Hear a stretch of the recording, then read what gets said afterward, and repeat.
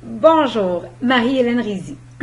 Alors, pour ceux qui connaissaient ce que je fais, bon retour, et pour ceux qui l'ignoraient, je vous invite à aller sur marieheleneRizy.com et aller voir ce que je fais au niveau des coachs. En fait, je me spécialise auprès des femmes et quelques hommes, oui, à créer une pratique spirituellement puis financièrement très riche et entre autres, comment remplir leur pratique de clients idéaux vite, vite, vite.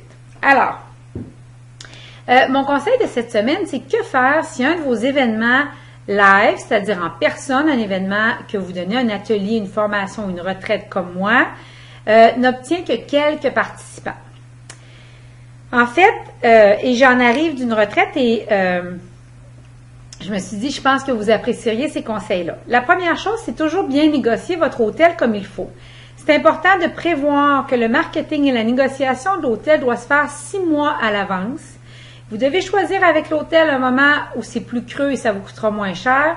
Vous allez avoir un potentiel de négociation beaucoup plus grand au niveau des chambres, au niveau des prix et des forfaits que vous pouvez faire de manière à faciliter l'engagement de vos clients.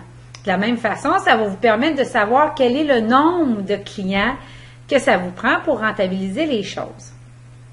Deuxièmement, soyez pas déçus si vous avez juste quelques participants.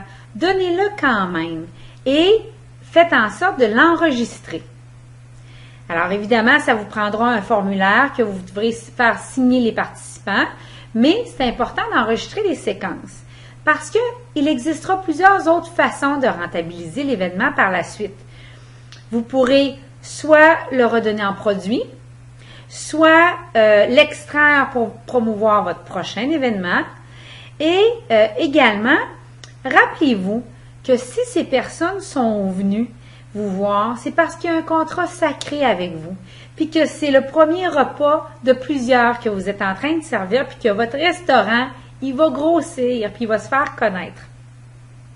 Également, la plupart des grands mentors avec qui j'ai parlé ont toujours commencé avec quelques participants.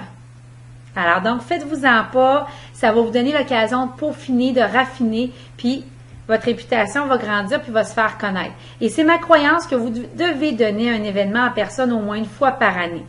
Hein? On l'a vu puis je l'ai déjà expliqué que de parler devant les autres puis d'être avec les autres, c'est la façon la plus rapide de construire de la confiance et de vous faire connaître dans le domaine.